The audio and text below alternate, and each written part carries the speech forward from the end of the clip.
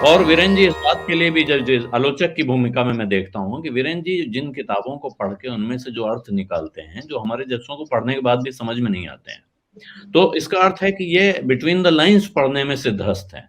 तो ये जो बयान आया है सामने वीरेन जी, ये कोई साहित्य नहीं है जिसकी आलोचना आप उस दृष्टि से करेंगे, लेकिन इसके पीछे छिपे हुए संदेश को मुझे लगता है कि आप हमसे बेहतर तरीके से पढ़ सकते हैं और समझ सकते हैं और हमको भी समझा सकते हैं।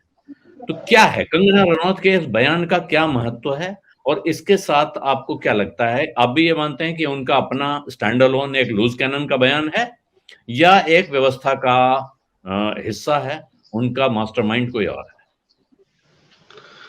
आलोक जी, ये दुर्भाग्यपूर्ण है कि आज जब हम लोगों को डॉक्टर कफील खान पर बात बहस करनी चाहिए थी, हम कंगना रनावत पे बात कर रहे हैं, लेकिन बात हो रही है तो बात तो होगी क्योंकि एक बयान आया है। दरअसल ये बयान जिस पृष्ठभूमि में आया हमें उसको ध्यान देना चाहिए। कंगना से सवाल पूछा गया था सावरकर के बारे में कि आपको जो है पिछली सरकारों ने 2-2 अवार्ड दिए और सावरकर के बारे में जवाब देते हुए उन्होंने 1857 का जिक्र किया, भारतीय स्वाधीनता आंदोलन का जिक्र किया और क्योंकि सावरकर पर ग्रहण लगा हुआ है, सावरकर को माफी मांगने की बात जो है सिद्ध है, तो सावरकर के समानांतर उन्होंने एक दूसरा विमर्श प्रस्तुत कर दिया। वो विमर्श यह प्रस्तुत कर दिया कि कांग्रेस तो ब्रिटिशर्स की एक्सटेंशन है और इसे ये आजादी जो है भीख में मिली, लेकिन ये अनायास नहीं है। देखिए जो इकोसिस्टम है इन दिनों, जो भाजपा का इकोसिस्टम है, और हमें ये ध्यान देना चाहिए कि बात 1947 की उतनी नहीं है जितनी 2014 की है।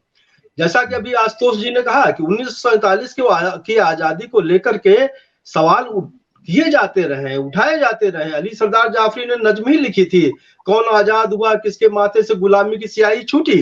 फणीश्वर नाथ रेणु ने महिला अंचल में अधूरी आजादी की बात ही कही थी और यशपाल ने भी झूठा सच में कहा था और ये चर्चा चलती रही है। कम्युनिस्ट पार्टी के अंदर भी बहस थी, लेकिन ये 1947 की आजादी को लेकर के बात उतनी नहीं है जितनी 2014 की आजादी। अब सवाल ये है जो 2014 है, हम 2014 को याद करें कि जून 2014 में इस देश के प्रधानमंत्री ने लोकसभा में क्या कहा था। प्रधानमंत्री ने लोकसभा में कहा था कि आज 1200 साल की गुलाम मानसिकता से हमें मुक्ति हुई है। तो 1200 साल की गुलामी की मानसिकता से मुक्ति का जो नैरेटिव, जो विमर्श वहां से जो शुरू हुआ, जो 70 साल बनाम 7 साल तक आया, जो नेहरू को खारिज करने के नाम पर आया, जो गोंडसे की भक्ति के नाम पर आया, यानी कि नया भारत और नई संस्कृति, सब कुछ नया। और 2014 के पहले का न स्वाधीन भारत का कोई मतलब है, न स्वाधीनता आंदोलन का कोई मतलब है, तो ये वहां से जुड़ता है। तो सवाल इस बात का है कि कंगना ने किसी के कहने पर कहा या नहीं कहा, लेकिन जो इन दिनों विमर्श है, जो भाजपा का राष्ट्रीय स्वयंसेवक संघ का विमर्श है, यह उसका एक हिस्सा है। और इस समय देखिए चाटुकारिता की एक प्रतियोगिता चल रही है। एक जो भगवा खेमा है उसमें चाटुकारिता की प्रतियोगिता चल रही, कौन कितना बड़ा मतलब मोदी जी को कितना बड़ा आइकॉन साबित कर देगा। इस देश के जो उपराष्ट्रपति हैं वो पहले कह चुके हैं कि वो मोदी जी तो अवतार हैं, और जाने क्या क्या लोग क्या क्या कहा करते हैं। और देखिए जिसने जितनी भी उग्र बात कही है, चाहे वो प्रज्ञा ठाकुर हो, चाहे वो गोली मारो की बात हो, चाहे कपिल मिश्रा की बात हो, उसको उतना ही पुरस्कृत किया जा रहा है। तो जो इस तरह का एक वातावरण है, उस तरह के वातावरण में कंगना के इस बयान को देखा जाना चाहिए। और यह भी ध्यान में रखा जाना चाहिए कि पूरा स्वाधीनता आंदोलन, पूरे कांग्रेस को नेस्त नाबूद करने की जो बात है, कांग्रेस मुक्त करने की बात है, वो नैरेटिव यानी कि ये अनायास नहीं है कि भाजपा का किसी जिम्मेदार नेता ने, किसी जिम्मेदार प्रवक्ता ने इसको खारिज नहीं किया, और जो चैनल्स हैं इसको लेकर के बहस कर रहे हैं।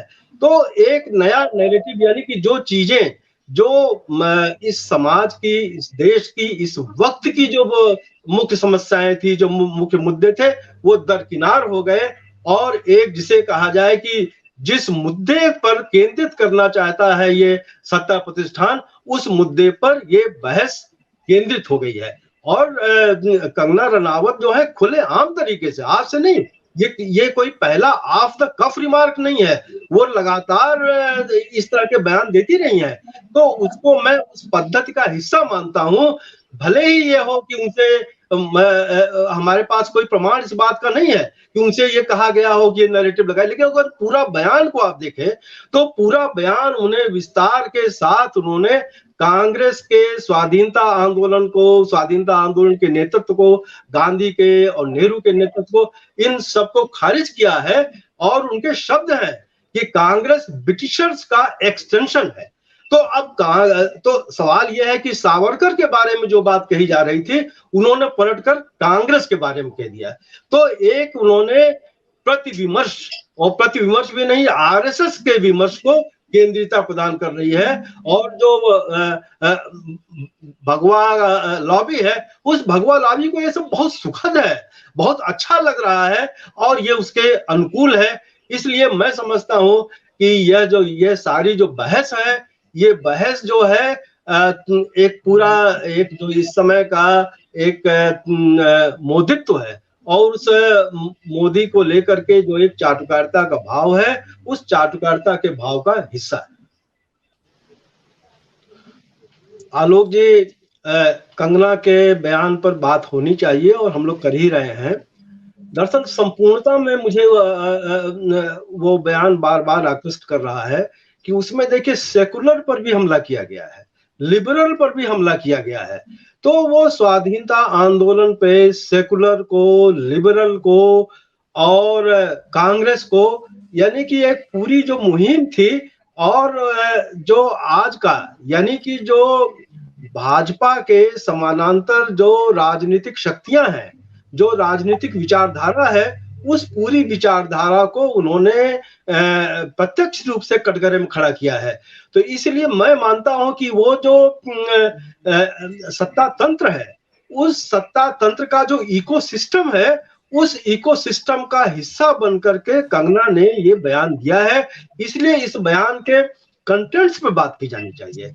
और मैं समझता हूं कि ये जो है एक अभिनेत्री का, एक तथाकथित गैर पढ़ी लिखी कलाकार के बयान का के रूप में ही नहीं, बल्कि एक जो है भाजपा के प्रचारक, भाजपा का जो एक की विचारधारा के जो समर्थक हैं, उन समर्थकों को एक नैरेटिव देने का भी है और एक बहस में लाने की भी बात है। और ये बहस जो है अनायास नहीं है, ये बहस सायास है, क्योंकि सवाल उनसे सावरकर का पूछा गया था और सावरकर के सवाल के जवाब में विस्तार के साथ उन्होंने 1857 से लेकर के भगत सिंह का भी नाम लिया, सुभाष का भी नाम लिया, जलियांवाला बाग का भी नाम लिया कि इन शहादतों से कोई रिश्ता नहीं है कांग्रेस का और ये इतिहास का विषय नहीं है। जो इतिहास को दोबारा लिखने की बात है, इतिहास के जो पुनर्लेखन की बात है, वो सारी बातें जो है सूत्र रूप में कंगना के बयान में शामिल है। तो मैं समझता हूं कि इसे जो है, देखिए कोई कार्रवाई हो न हो, मैं कार्रवाई के पक्ष में नहीं हूं जैसा आशुतोष जी ने कहा, लेकिन ये जरूर है कि देखिए वो पद्मश्री एक कलाकार को दिया गया, पद्मश्री मिलने के तुरंत बाद उन्होंने एक बयान दिया। तो अगर ये, हालांकि कोई होना कुछ नहीं है, अगर ये सत्ता जो है, सत्ता तंत्र जो है, इसी पर विचार कर ले कि भाई पद्मश्री किसको दिया जाना चाहिए, दिए जाने के बाद क्या वापस भी लिया जा सकता है इस तरह के बयानों से, वो एक अलग बात है। लेकिन यह बयान जो है एक राजनीतिक बयान है और राजनीतिक बयान में एक मुकम्मल बयान है। और जो राष्ट्रीय स्वयंसेवक संघ की जो एक स्वाधीनता में उसका कोई योगदान नहीं था, स्वाधीनता मिलने के बाद भी भारतीय संविधान को न मानने की बात थी, तिरंगे झंडे को न मानने की बात थी, वो सारा जो है सूत्र रूप में समाहित है कंगना के बयान में। तो कंगना जो है, जो भगवा ब्रिगेड है, उस भगवा ब्रिगेड के हिस्से के रूप में बयान दे रही हैं। इसलिए मैं समझता हूं कि इस बयान पर बात होनी चाहिए और इस बयान को जो है कूड़ेदान में फेंका जाना है और फेंका जाना चाहिए, लेकिन तथ्यों के साथ, तर्कों के साथ, और जहां से ये बयान आया है, जिस मंतव्यों के साथ बयान आया है, उन मंतव्यों का खुलासा किया जाना चाहिए, उन मंतव्यों को बेनकाब किया जाना चाहिए। सत्य हिंदी का ऐप डाउनलोड करें गूगल प्ले स्टोर पर।